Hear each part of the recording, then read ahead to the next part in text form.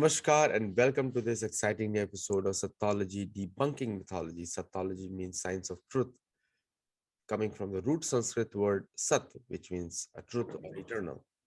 And opposite of that is mythology, which means comes from the root word myth in Sanskrit, which means a fake lie or imagination. So mythology means a study or science of fake lie or imagination. Today I have a very, very special guest, what is current affairs are going on. So we have a person from the Indian Navy speaking about what's happening, analyzing the situation in Europe between NATO and USA. Without delay, let us welcome Petty Officer from Indian Navy, retired Petty Officer Indian Navy, Shri Manan Bhatt. Namaskar, Mananji. Namaskar. It's great to be here on the Sattology. It's always a pleasure to converse with you. So, from the military point of view, all over the world, people must be studying this conflict. All the tools being used, and India is pretty aware of the capability of most of these weapon systems of Russia, and India is also aware of most of the weapon systems of Ukraine, because most of them are same origin, most of them, and also the Afghan style being rerun by the US in Ukraine by supplying weapons to there. They supplied weapons to Mujahideen. Here they're supplying weapons to Ukraine. In the end, Afghanistan got destroyed, and we are seeing the destruction of Ukraine. So, what from a military point of view, how do you analyze this entire conflict? It's the history of previous US and Russian or the Soviet Russia skirmishes tells us a lot about what will happen in the future of Ukraine. What is the future of Ukraine? Until unless the government of Ukraine they were showing inclination towards NATO too much, and they went into believing that US will come and bail them out from Russian aggression. Let us not go back too much into it. Let us not go back to Afghanistan, where initially Russia invaded, and then US, with the help of Pakistan, raised a militia known as Mujahideen, and Russia was fighting the Mujahideen instead of directly fighting with the US. US didn't put their men on ground there. Over here also the same thing is happening, but it's a different ball game altogether because of the instant information that is available. The era of internet, it's a modern era. The 21st century is a different ball game altogether, because Russia has learned a lot from the previous conflicts. One thing they have not learned is fighting the info war, because English is the forte of basically the US and the United Kingdom. It's not the forte of Russians. So all the propaganda that is happening against the Russian invasion is US is basically winning the propaganda war. But on the ground, there are no American troops. US is very much averse to fight Russia, or very much averse to face Russia in battleground Ukraine. So there is a difference. Yes, US is supplying weapons. US is trying to arm an insurgency. There are news that fighters from Syria, fighters from all over the world are reaching Ukraine to. Some fighters are there to join the resistance from front of Ukraine. Some fighters are joining the Chechens. I have heard that Chechens have joined the Russian diaspora, Russian fighting contingent. So a lot has been heard, but from the war itself, no real information is coming out. The fog of war is such, and the propaganda from both the sides is taking too much of toll in the actual war effort. So it's tough to say something, predict the outcome of the war at this juncture. But it is a fact that by relying on US and and the NATO and Eastern Europe, Ukraine uh, has given itself a very, they are in a very bad situation right now. And personally, I feel, we have to condemn the invasion of Ukraine by Russia at any mean, at any cost, because it is the biggest human tragedy of this century. But let me tell you that until unless the see, if Mr. If there was a slightest chance for Mr. Zelensky to have a talk with Putin and resolve this matter at any cost, and if would have missed this chance, then the honors of the war also falls upon, as it is on Mr. Zelensky, as badly as it is on Putin. So if there was a slightest chance, I must say it once again, if there was a slightest chance that this issue has been resolved by staying away from NATO, or the demands that Russia had, if somehow it by some mediation, by some direct talks, if Mr. Zelensky was able to, President Zelensky was able to, resolve this issue at any point of time, he should have done that, because the destruction of Europe, Ukraine, is such, is in such a, the devastation is such that to get up from, to recover from this war, Ukrainians will require at least next 3 decades, and it will be tough on them. And as far as the war is concerned, we never know when it will end, and how much destruction, how much more destruction will happen. So it is going to be very tough for the common Ukrainians. The political aspirations of Mr. Zelensky, President Zelensky, has posted a big shadow on the future of Ukrainians. So one of the lessons also comes in that the comedians should not become the presidents or prime ministers of any country. The actors are actors because they can act very well, but they cannot deliver. One of the things which also comes in the news reports now, various American news channels are reporting that he illegalized many opposition parties in last 5 days. That means he's the complete dictator now. There is no democracy left in Ukraine. Now, for various reasons. And USA loves dictators. Like, they talk about democracy, but dictators work best for them because they can get things done as per their will. And that's how they enjoy it. So actually, so for the US, it's a wonderful thing if President Zelensky or comedian Zelensky becomes a dictator. And then that's what is happening. Also, there are reports of very advanced weapons used by Russia. And so what do you think is the purpose of such weapons being used? Because I can understand that the very fortified constructions all over Ukraine must have necessitated, but what are the military reasons for that? Initially, when the war began, Russia was using the primary weapons, the rockets that were being fired, the missiles even which were being fired. Videos were coming out of those rocket stuffing of rockets and missile firings. And all those weapons were quite, for me, there were cruise missiles, the rocket stuffing and all. They were quite old weapons, and they didn't cause that much destruction in the country that they invaded in Ukraine.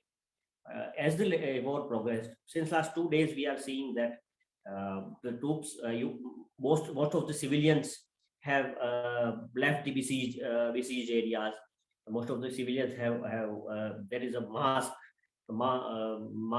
exodus from Ukraine.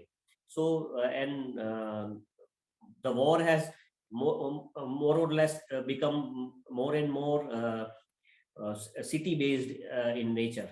So what happens is when you fight when the fighters or the resistance front of Ukraine, they are hiding in buildings in cities and launching attacks on the invading Russians from there.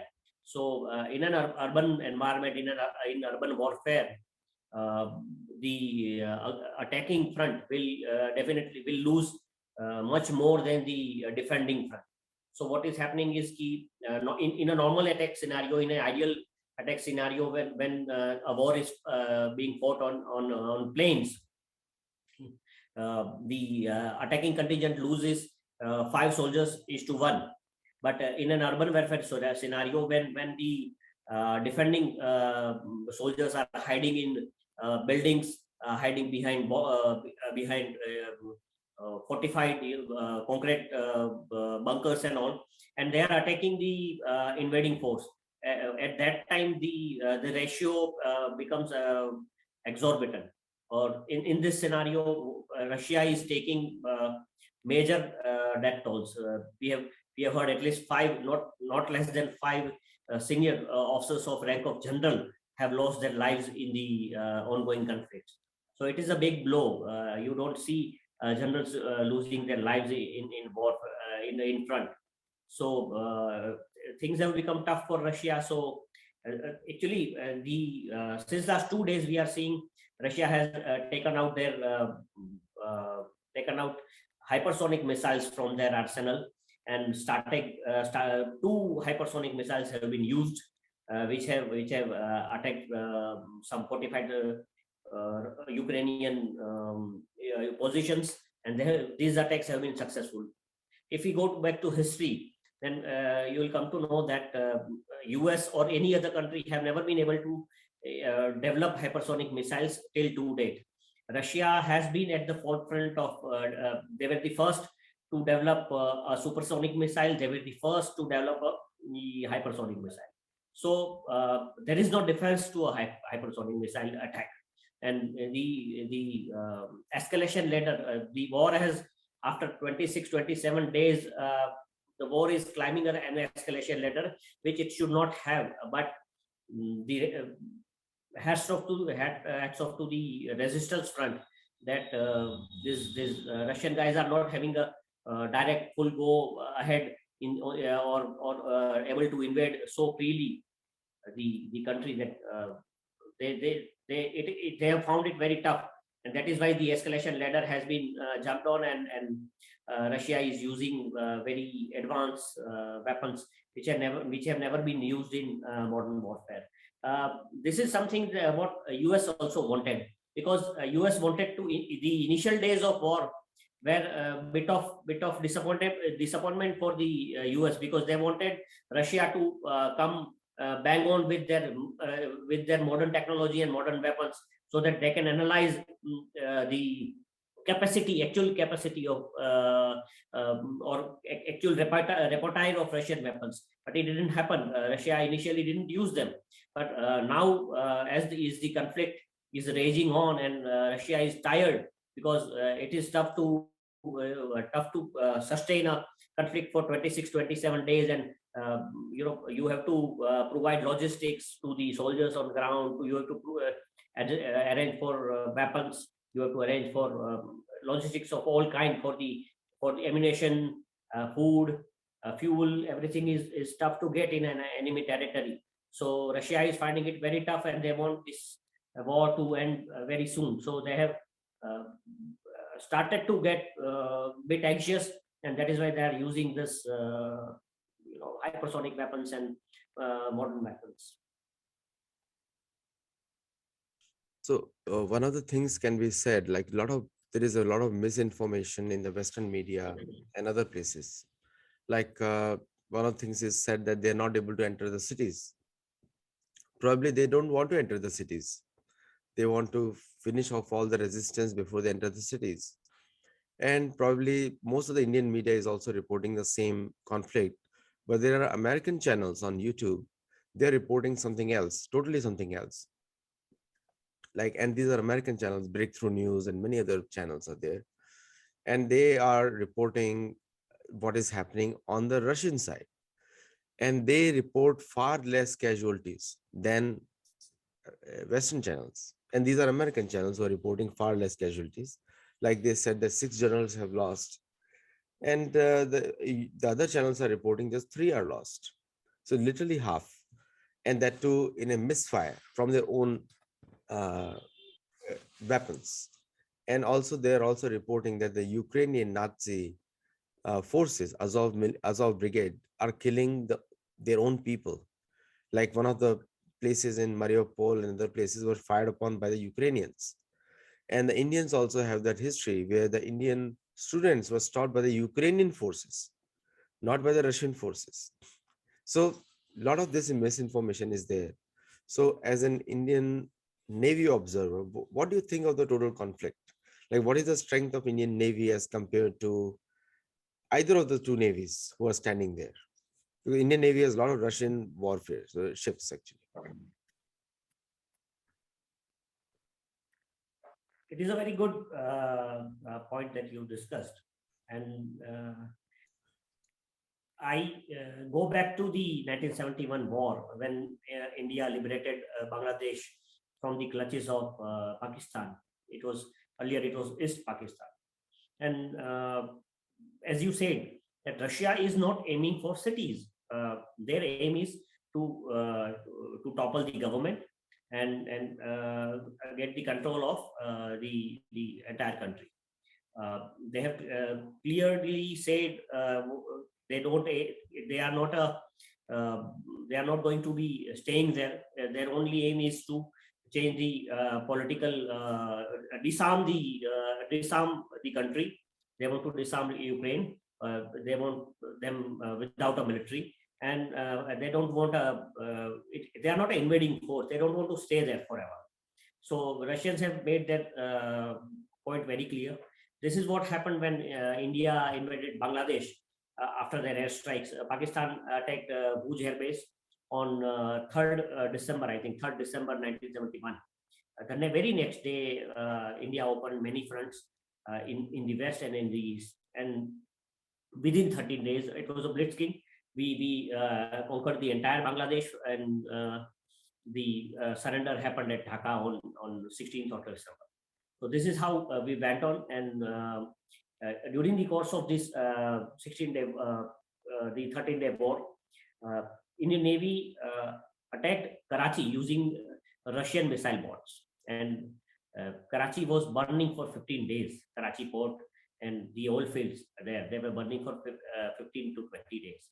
So this is how, and I still remember that one of my senior who told me that at the time of that attack on Karachi, our missile boats, the commanding officers and the communication sailors, they were basically conversing in Russian, so that enemy doesn't get to know what our plans were. So this is how it went, and Russia has been a very trusted friend of India since long. So there are no two ways about it, and we know that see, even Russian Navy is not attacking so strongly in this, is not taking part so strongly in this war. Russian Navy is not, Russian Air Force is still not yet seen, even though there are American channels which are saying that so many Su-30 have been down, so many Russian helicopters have been down, but my sources tell me that there have been attacks using missiles, but not a single attack using a Russian Air Force jet or helicopter. So, as you said, misinformation is taking a stall. So much of misinformation is there from the US side that one gets, everybody other than the people in US gets to know that these are all lies. The same case, it is not US alone. The same case is with Russia also. They are also spreading so much misinformation about their own aggression or their own invading. It is heard that they are telling the common Russian is understanding that basically they are there to free Ukraine, but it is not the cause. Everybody knows that it is an invading force. So much of misinformation is floating around in the internet, even on the mainstream media. So it's tough to get even for people from the military like me. It's very tough to get a filtered information about exact information about the war. Even the channels who have sent Indian channels who have sent their reporters to Ukraine to report live, but they are not able to. No reporter will be able to report live from actual battlefront or from tactical positions or strategic positions. So these channels, most of the channels are relying on reports from major channels, which are the agency reports and from the major channels, which are basically propagations of on the English media. Basically, all the news that are coming out or reports that are coming out are not 100% true. They are 50% of them are propagation of American agenda or the NATO agenda. And the second fact, the humanitarian crisis which is happening right now is very vast, and it can never be denied. It can never be looked away with. It's a major humanitarian crisis that has happened in Ukraine, and irrespective of side India is, irrespective of India's stance, the humanitarian crisis must be condemned. So the president of the United States called India shaky yesterday, and nobody trusts what Biden says in the US itself. If you see, most of the American channels make fun of everything that he says or does, including Vice President Kamala Harris. But I always see a big Indian reaction in the media itself.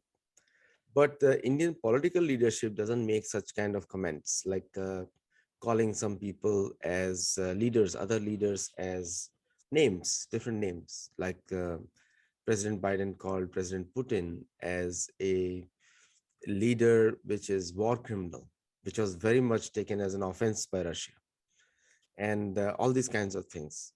And a very surprising thing is that the US is not part of International Court of Justice. So whatever they do there, it has nothing to do with US. But the other cronies of the United States, like UK and other countries, are part of it.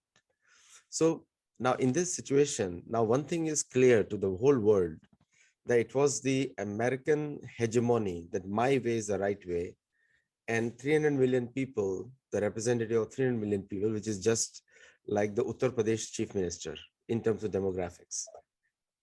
So how does India view like that the chief minister of Uttar Pradesh is guiding the prime minister of India? So how does it look like in terms of Indian public reaction? What does it look like? Since so many days, Mr. Biden and his administration and his people there are so many people in the media also, US media also, trying to pressurize India through various channels, through various means, using words, calling names. India not taking a stand, India is shaky, but उनका America में कोई नहीं सुनता, तो India में कहाँ कोई सुनेगा? And he is making himself a laughing stock in front of international community, because see, as US have US American interest, the same way India has Indian interest, and India cannot look away from Indian interests, and that is what we are doing. We are protecting our interests. US has a very clear goal. They are rich in minerals. They are rich in biocarbons. So they don't have any issue if they ban the Russian import of Russian hydrocarbons or ban the import of Russian crude oil. But as far as India is concerned, India is dependent on them, on Russia or on Gulf countries. Even Germany or even Eastern Europe have said that we can't totally go away with the Russian energy sector, and we have to. They are dependent. Eastern Europe is dependent on Russia in a big way. 40% of their energy imports are from Russia. So Mr. Biden has his own interest, but it doesn't work that way. और दूसरी एक बड़ी बहुत funny बात है, it's a very बहुत बड़ी कि अमेरिका उस वॉर में कहीं इन्वॉल्व नहीं है. Not a single US soldier is on the ground. और रोज ये किस तरह का आप ये रोज शाम को पेंटागन से एक वॉर बुलेटिन रिलीज कर रहे हैं. क्या हो क्या रहा है ये? मतलब इट्स वेरी फनी कि ऐसा वॉर जिसमें आप अपना बंदा, एक सिंगल बंदा नहीं भेज पा रहे हो, और आप रोज ये वॉर बुलेटिन कहां से रिलीज करते हो? ये कौन सा इंटरेस्ट है? और ये पता है, आप ये डूम्सडे जैसा लग रहा है फॉर द यूएस, बिकॉज जिस तरह से उन्होंने after they struck the nuclear bombs on Japan, Nagasaki और हिरोशिमा पे बॉम्ब जब उन्होंने ठोके, उसके बाद जो हुआ कि यूएस की hegemony all over the world चली, dollar was the main currency, वो सब चीजें अब चेंज हो रही है. It's not going to last forever. और कहते हैं ना कि the last nail on the coffin has been stuck by Mr. Biden, because इतना weak और उनकी एज के हिसाब से 78-79 year old president of world's oldest democracy is a sham actually. क्योंकि I don't want to call names, but बहुत ज्यादा poor leadership है. अफगानिस्तान में जिस तरह उन्होंने इज्जत खोई थी, उससे दो गुनी इज्जत यहाँ खो रहे हैं, क्योंकि यहाँ भी उन्होंने जो शस्त्र निकाला है, the weapon that he is building is ban and sanctions and sanctions and sanctions. There are no more weapons left with US. And दूसरा what they are trying to do is कि पूरे वर्ल्ड को Russian weapons जो लोग Russia से ले रहे थे, in the pretext of Ukraine war, America is basically wanting to sell their weapons to India, because India is buying most of its imported weapons from Russia, few from US, few from France, and few from Italy, few from so many countries. So what US is wanting, their basic aim is कि world में, पूरा world में आप Russia से कोई weapon मत लो, वो सारे वेपन्स हमसे लो, ताकि whenever there is a conflict, America wants to grow. But this conflict will definitely change the game. This conflict is not going to benefit America in any way, because dollar जो है वो it is an international currency. It is not going to last an international currency forever.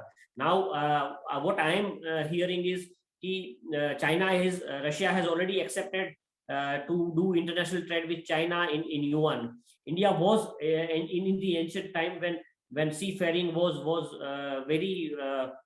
very much known, even prior to the arrival of British. Indian rupee was the international currency for business with import-export business with the Gulf countries, through the Silk Route, and through Africa. So Indian rupee has been an international currency. So what I see in future is कि आगे जाके yuan और Indian rupee एक बहुत बड़ा challenge US dollar के लिए बन के आएंगे. और यूएस की जो हेजेमोनी है वो इसीलिए it is there in the world, because everywhere there is an international transaction, it is done in US dollar, and that is where they got their power from. This power is not going to last any longer, and Ukraine war will change everything. Will actually tilt the difference, tilt the balance of the world in favor of Asia. That is for sure. The Indian policymakers, I mean, Indian foreign policy has been praised a lot by everybody, including the West, where they have stayed neutral, and also by Russia also, because Russia has also appreciated that. And a large country in the world should behave like what Indian government has done, very mature handling of the entire crisis. And plus, they have provided 36 tons of food to Ukrainians, and which is a remarkable thing. And I think it is going up to 72 now, tons of relief material, humanitarian material. So India has been a part of conflict for supplying food and those kind of things to Ukraine. And also they withdrew their weapons, their students from Ukraine. I think 22,000 students they evacuated with their planes in the war zone. Now, in terms of in terms of American efforts, Americans have boots on the ground, but they are not publicly told. They have boots on the ground. All the people who are operating the missiles are there, trainers are there, their secret operatives are there, all those things are there. That's why the bulletin is coming out, because the American troops are on the ground behind the scenes. Russia knows that, and therefore it is going on for selective destruction over there. Now, coming to a hypothetical scenario, what if into any war with India or Pakistan or India or China, because it is very natural, seeing the American reaction, that Pakistan will be again propped up by the Americans. They will try to do that. In case of any war happens, how is India prepared to ward off an American aggression on India? I don't see actually in this matter.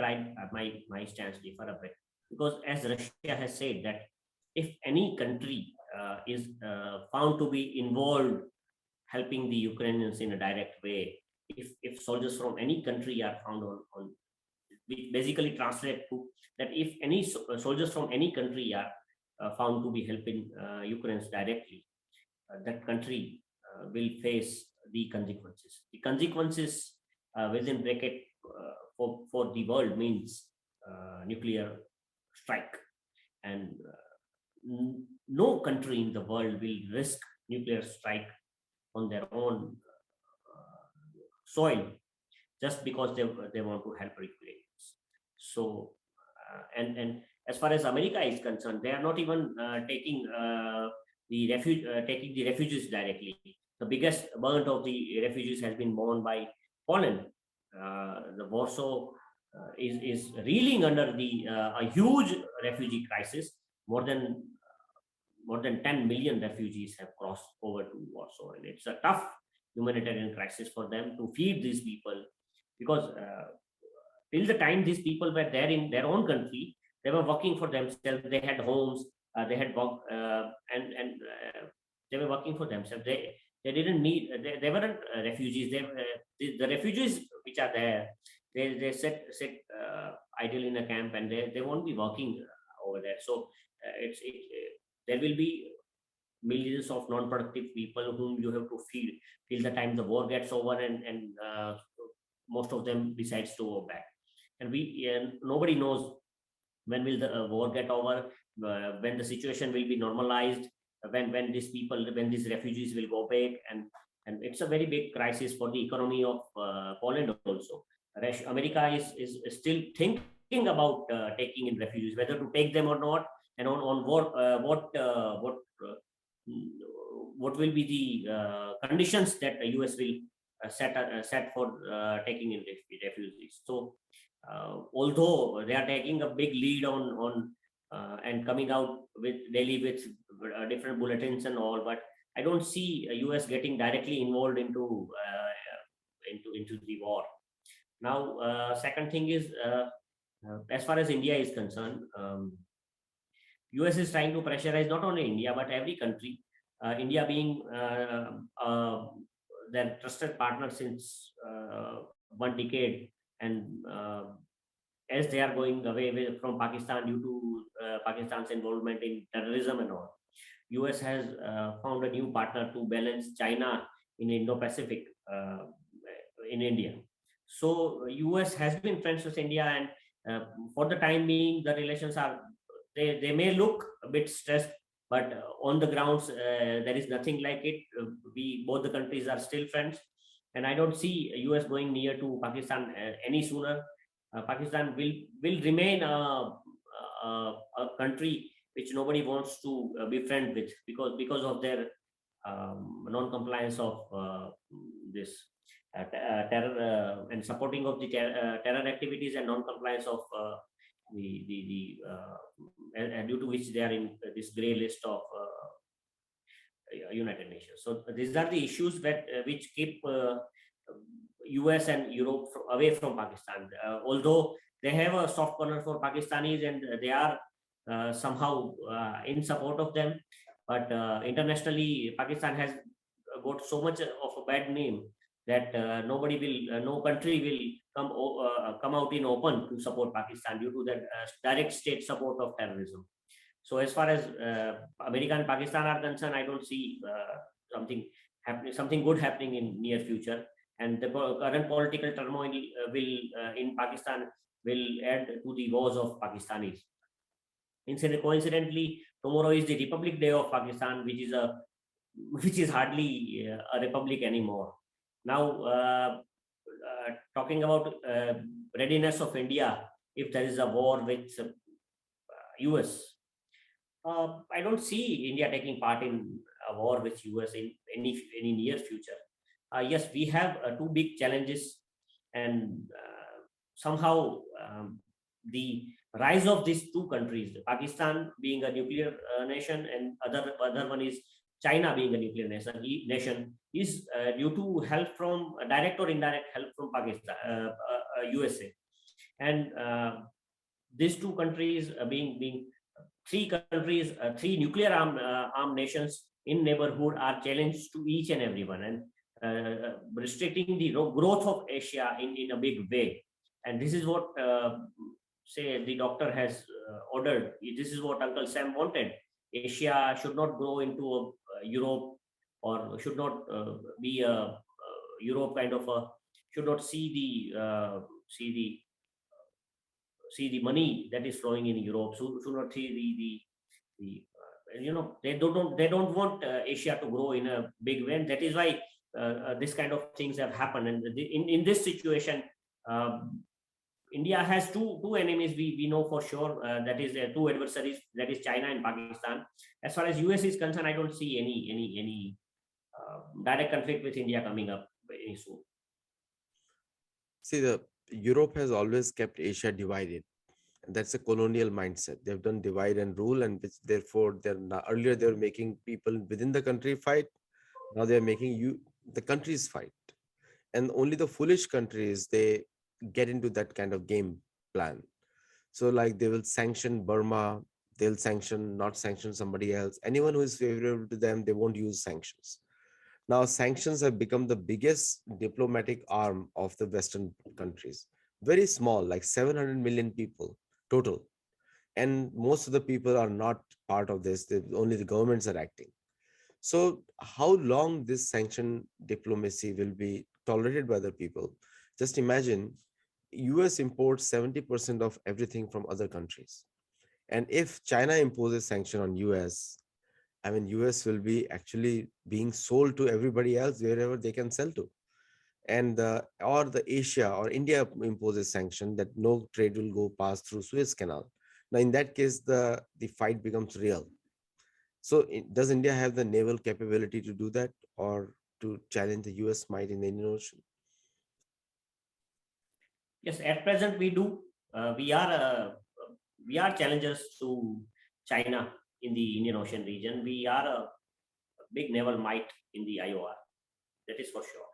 But it's a very valid point that as Europe and US, they are so much into throwing sanctions on the Asian countries, on the weaker countries, that no sooner the sanctions will have any effect on the world world over, because due to the WTO agreements and all, the world has become one, and internationally trade is happening in a big way, and the same agreements, the same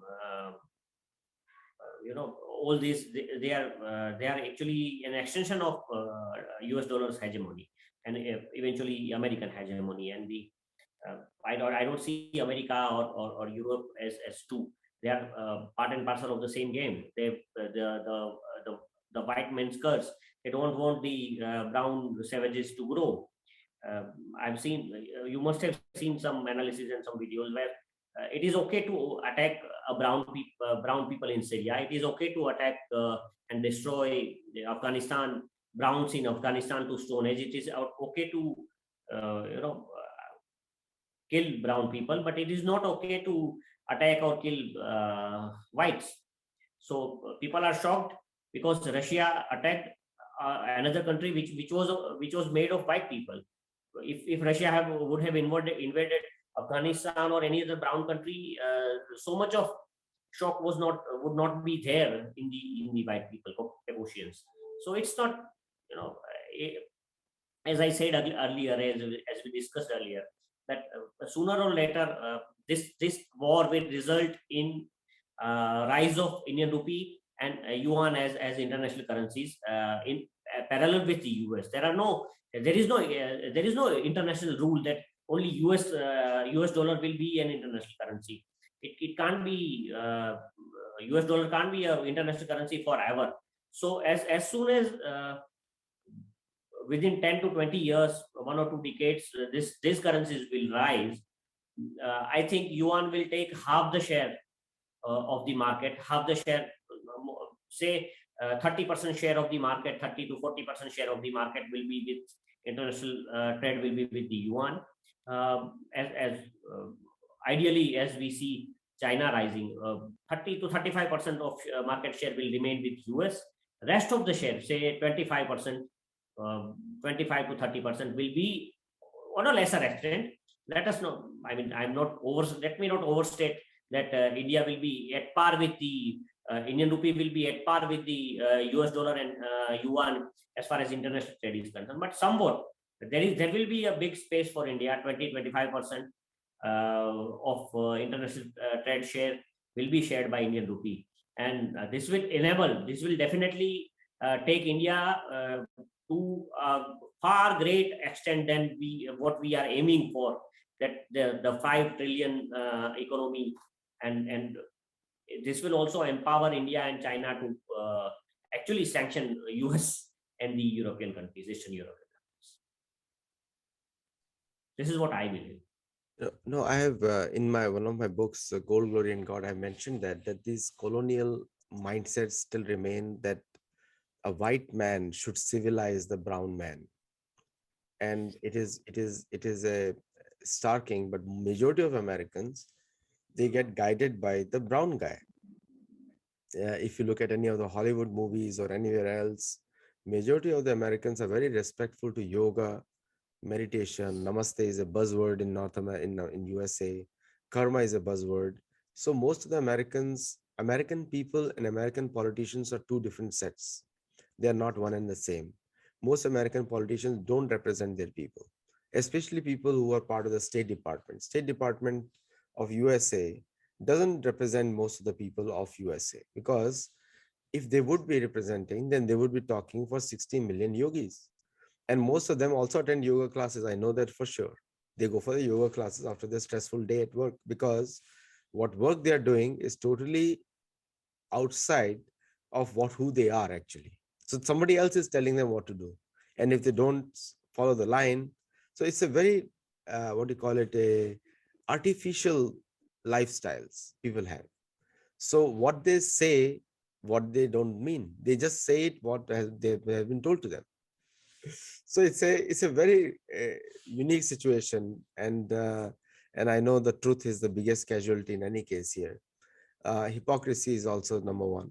So one of the last question of this series, this one, is that how is Indian Armed Forces prepared for any such kind of so suppose it, for worst case scenario, and I prayed to Krishna Bhagwan that it should not happen, but in case it becomes a World War III for some European reasons, how will Indian Armed Forces react?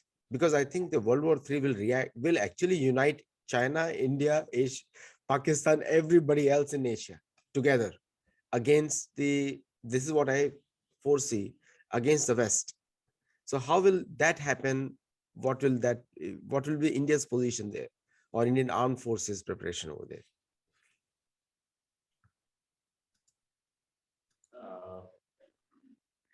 All in all, it might. We never know. We don't want.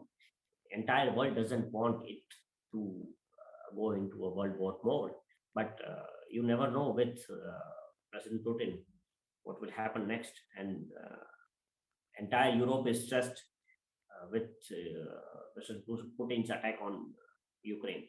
If he attacks any NATO country, even accidentally, there will be a huge options for Russia and the entire world. It might, God forbid, it might go into an all-out world war. Nobody wants that, but it's a very valid question. See, every next war will be fought with the learnings of the previous war. So the previous war is the war which is being fought right now. The present Ukraine-Russia conflict. Entire world is learning from this conflict.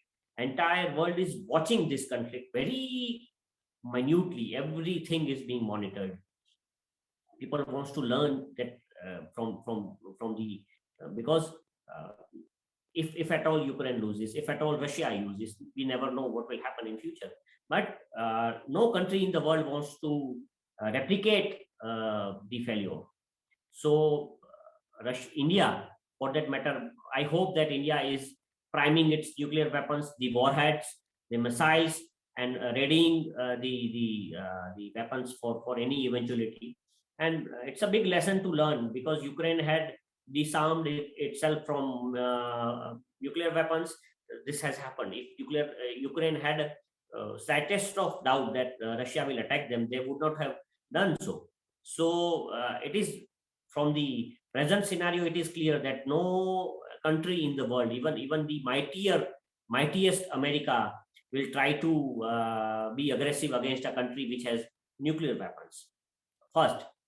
Second lesson is, if you have nuclear weapons, keep them safe and keep them ready, because if it is a biggest deterrence for any country, and this is one deterrence which will ensure peace and tranquility in your region. So this is the second takeaway. Third takeaway from this conflict is, never depend blindly upon the United States of America. So a lot has been learned, because if India would have been importing its weapons, the technologies from US, and if India goes into a war with any country in the world, for that matter, its neighbors, a small conflict, US will do is sanction India in a big way and stop the export of their weapons to India, and the spare parts export of the spare parts to India, and India will be in a disarray. But Russia has been a very trusted friend of India, and they have been supplying us weapons during critical times in Kargil war, be it in 71 war, or be it any conflict. All the time, Russia has been with us. So India has a lot to learn. The armed forces are probably priming their weapons, preparing, learning some huge lessons from this war, and ensuring that this will not happen to India at any point of time. And that is why Mr. Vajpayee and Mrs. Indira Gandhi tested a nuclear weapon in 1974, and that is why even after although they knew that sanctions will be there from the US, we tested the nuclear weapon in 1998. So in case of any hypothetical scenario, India's C-130s, India's C-17s, all the logistic power is going to stop flying very clearly, because they are being maintained by the American contractors in India. India has given a $300 million contract to an American firm to maintain their transport planes. And India will have, it's a big risk to Indian security now, because in case of any sanctions, all these planes stop flying. So all the things which India was very proudly claiming will be on the ground. That happened with Iran, already happened with Iran.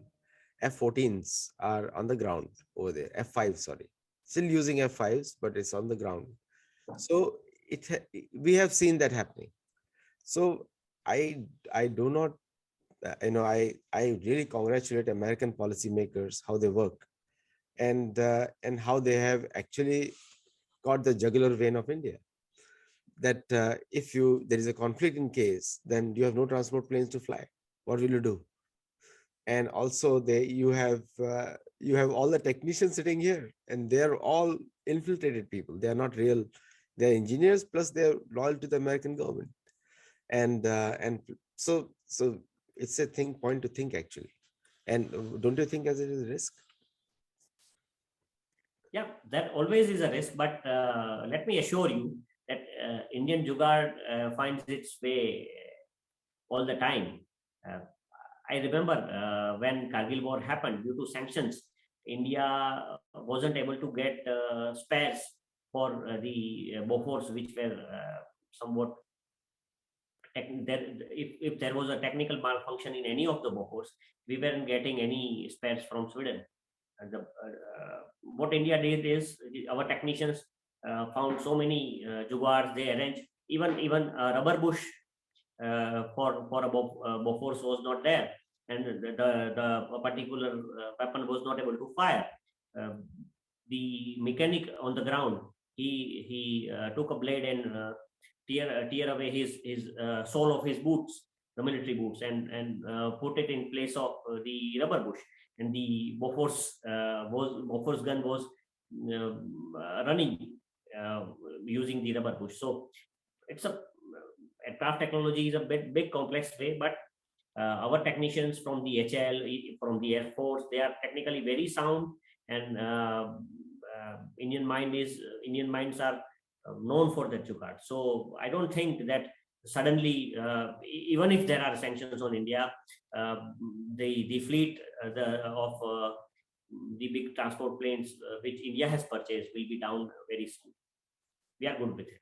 Even all the Tejas aircrafts, they use FedEx control engines. FedEx is federally digital controlled, which can be any software programmer can hack them because they communicate to something else, someone else, or something else, or some instrument else.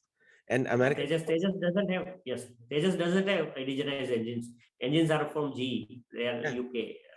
no, it's American engine, G, made in Well, Michigan, in USA. Now, so in the G20IN, it's a FedEx control engine which can be easily remotely controlled. So the thrust can go down or something can happen, which India doesn't know because they didn't make the engine. So, so there are a lot of such kind of risks are there. May not. I wish that those risks are not there, but there are obviously risks on all these areas, different areas, and then and still, I wish good luck that this situation never happens. But there are some analysts who have predicted in the U.S. that the Indo-US war in 2047 is a reality now.